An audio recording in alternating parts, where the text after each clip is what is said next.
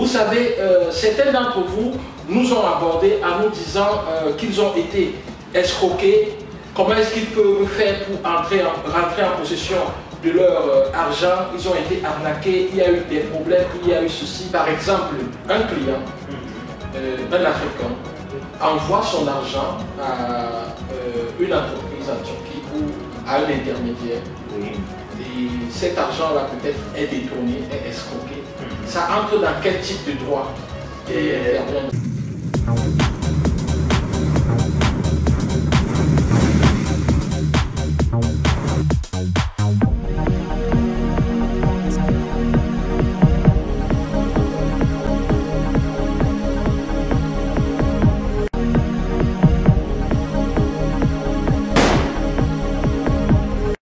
Alors, bonjour tout le monde, bonjour, je suis très heureux de vous retrouver dans le cadre de cette émission. Ça entre dans le cadre de nos émissions Entretien avec un expert, parce que oui, aujourd'hui j'ai avec moi un expert du droit en Turquie qui va vous apporter des réponses claires sur les procédés de droit en Turquie en ce qui concerne un certain nombre de problèmes. Oui, vous savez, certains d'entre vous nous ont abordé en nous disant qu'ils ont été escroqués. Comment est-ce qu'ils peuvent faire pour rentrer en possession de leur argent? Ils ont été arnaqués, il y a eu des problèmes, il y a eu ceci, n'est-ce pas? Nous nous sommes rapprochés d'un de nos partenaires qui est avocat au barreau d'Istanbul, et nous allons aujourd'hui lui poser un certain nombre de questions, et en fonction de ses réponses, je pense que nous serons grandement éclairés sur ce qu'il y a à faire, ce qu'il ne faut surtout pas faire lorsque on est arnaqué par soit un vendeur turc, un fournisseur, soit par un intermédiaire qui se trouve en Turquie et qui a pris votre argent. Bref, il va nous éclairer sur les questions de droit. Alors, je pense que vous avez beaucoup de chance aujourd'hui. Je ne vais pas prendre beaucoup de temps, je vais lui passer la parole. Bonjour, Maître Emre. Bonjour, Monsieur Emmanuel. Donc, je suis avec Maître Emre, avocat au barreau d'Istanbul, et qui va répondre à vos questions. Maître Emre, comment vous allez? Nous allons bien, merci. Je crois que vous allez tout bien. Ok, merci. Mais est-ce que vous pouvez commencer par nous parler un peu de votre parcours? Comment est-ce que vous parlez français? Où est-ce que vous avez fait vos études jusqu'à ce que vous arrivez aujourd'hui à être avocat au barreau d'Istanbul? Volontiers, Monsieur Emmanuel. Premièrement, je vous remercie pour votre reportage, pour l'invitation de votre reportage.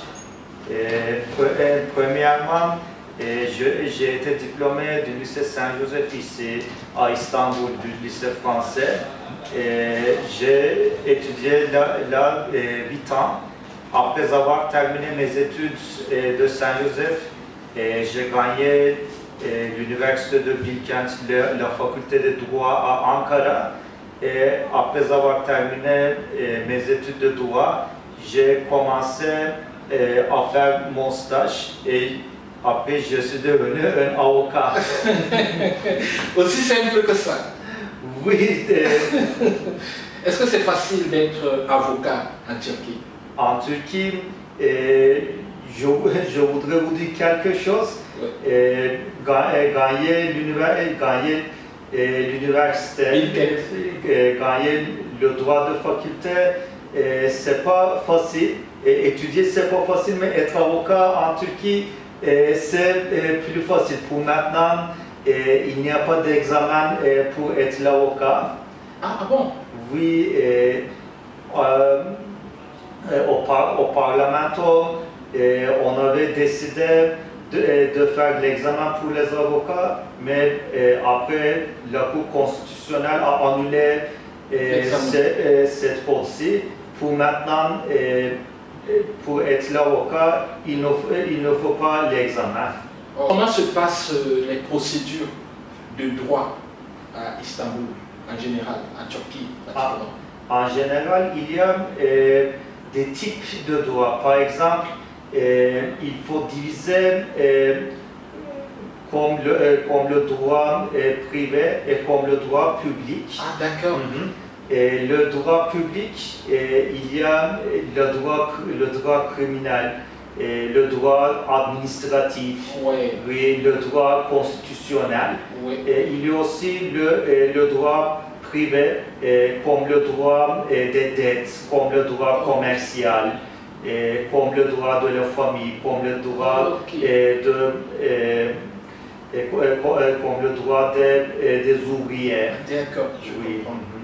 Bon, maintenant, dans le cas où, par exemple, un client, un Africain, envoie son argent à une entreprise en Turquie ou à un intermédiaire, et cet argent-là peut-être est détourné, est escroqué, ça entre dans quel type de droit qui intervient dans ce volet? Il faut diviser aussi cet événement car premièrement, il y aura le droit public comme le droit criminel pour les escrocs et il y aura aussi le droit privé pour recevoir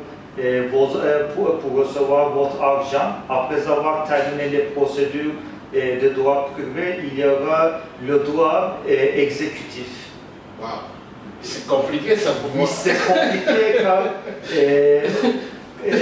car en Turquie aussi, la Turquie a accepté le système de l'Europe, pas le système américain.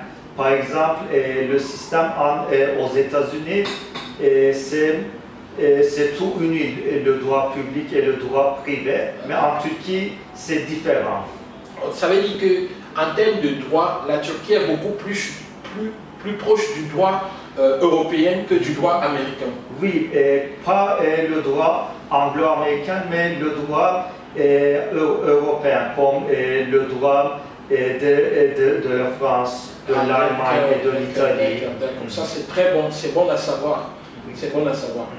Bon, maintenant, je voudrais savoir, là j'entre directement dans vos questions, parce qu'il y a certains qui m'ont envoyé des questions que je devrais vous poser lors de cette interview.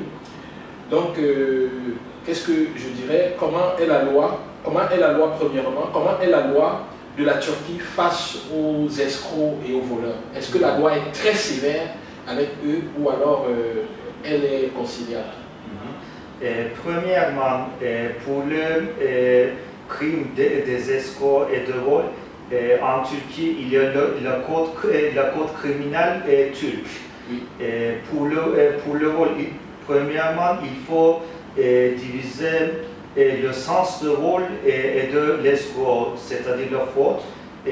S'il y a un vol, quelqu'un prend votre produit ou bien votre affaire sans votre permission, mais s'il y aura la faute de l'escroc, vous donnez à quelqu'un de l'argent ou bien des produits avec votre permission. Il prend avec votre permission, mais après, il n'expédie pas les marchandises ou bien il n'expédie pas de l'argent, ou bien il peut dire j'ai des marchandises comme ça, par exemple, ils peuvent publier à leur site internet ou bien à Instagram ou bien à leur page de Facebook, mais réellement s'il n'y en a pas, ça peut être aussi compté comme la faute, l'export.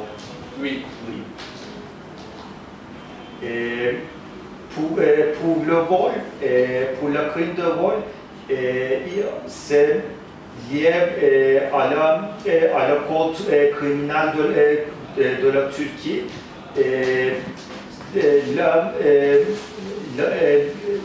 La pénalité, c'est entre 2 ans et 5 ans pour le vol. Si quelqu'un prend votre marchandise sans votre permission. Oui. Et si c'est dans le cas où vous lui avez donné, c'est-à-dire que dans le cas où vous lui avez donné de l'argent et il ne vous a pas remboursé cet argent ou alors il ne vous a pas donné la marchandise. C'est l'escroc, ça peut être l'escroc, mais il y a 2 types de l'escroc. Par exemple, il y a l'escroc simple et l'escroc qualifié.